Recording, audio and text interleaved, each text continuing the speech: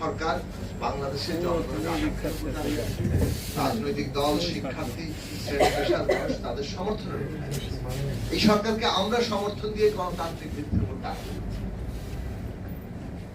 এখন এটা ঠিক যে প্রফেসর ইউনূস যিনি এই সরকারের প্রধান উপদেষ্টা তিনি বলেছেন যে ছাত্ররা তার প্রাইমারি এমপ্লয়ার, ছাত্ররা তাদের নাম প্রস্তাব করেছে সেই অর্থ হয়তো তিনি বলেছেন, কিন্তু ছাত্ররা যে নামটা প্রস্তাব করবে এটাও রাজনৈতিক দলগুলো বলে এসেছিল।